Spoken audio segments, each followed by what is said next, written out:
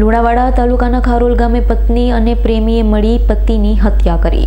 આરોપી મહિલાએ પોતાના મિત્રોની મદદથી પતિની હત્યા કરી અને મૃતદેહ ગામની સીમમાં તળાવમાં ફેંકી દીધો। મહીસાગરના લુણાવાડા તાલુકાના ખારોલ ગામમાંથી હૃદયદ્રાવક ઘટના સામે આવી છે। એક પત્નીએ પોતાના પ્રેમી સાથે મળી પતિની હત્યા કરી નાખી હોવાનો ચોંકાવનારો કિસ્સો થયો છે।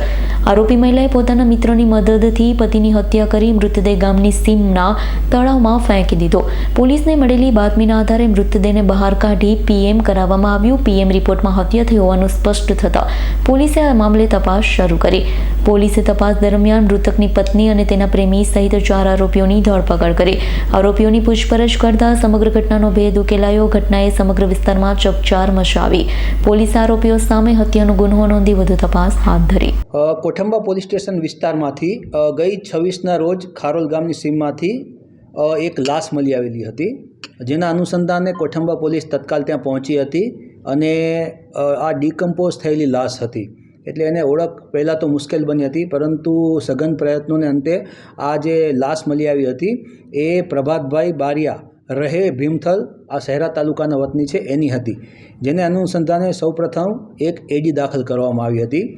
આ એડીને અનુસંધાને આ જ્યારે પ્રભાતભાઈના મૃતદેહને પોસ્ટમોર્ટમ કરાવવામાં આવ્યો ત્યારે પોસ્ટમોર્ટમ રિપોર્ટના આધારે એ જાણવા મળ્યું કે એમના શરીર ઉપર લગભગ 16થી વધારે ઈજાઓના નિશાન હતા અને માથામાં ગંભીર પ્રકારની ઈજાઓ હતી, જેના આધારે આ એડી મર્ડર કેસમાં કન્વર્ટ થયેલી હતી। ત્યારબાદ મર્ડરની જાણ થતાં જ સૂચના પ્રમાણે એલસીબીની ટીમ હરકતમાં આવી હતી અને એલસીબીની ટીમે લાશની ખૂબ જ તપાસ કરતાં પ્રભાતભાઈ અને એમના પરિવારજનોની તપાસ કરતાં જે માહિતી મળી આવી એ ખૂબ ચોંકાવનારી હતી અને માહિતી મળી કે આ પ્રભાતભાઈનું મર્ડર કરવામાં આવેલું છે અને આ પ્રભાતભાઈનું મર્ડર કરવામાં પ્રભાતભાઈના પત્ની દક્ષાબેન સામેલ હતા અને દક્ષાબેને પોતાના જેમની સાથે પ્રેમ પ્રકરણ હતું એ રાજુભાઈ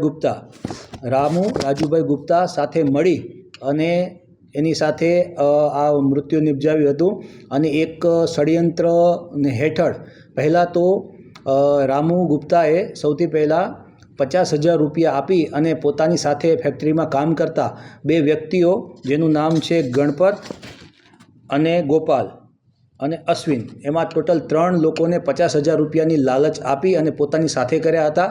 ત્યારબાદ મરણ જનાર પ્રભાતભાઈને એમના ઘરેથી બાઇક ઉપર કામ છે એવું કહી અને તળાવના કાંઠે લઈ ગયા હતા અને એ તળાવના કાંઠે આ 4 જણાએ સાથે મળી અને પૂર્વ આયોજિત કાવતરા પ્રમાણે તેમને માથામાં પાવડાના ફટકા મારી અને હાથ રૂમાલથી તેમનું ગળું દબાવી અને તેમનું મૃત્યુ નિપજાવી અને તેમની લાશ એ તળાવમાં નાખી દીધેલી હતી।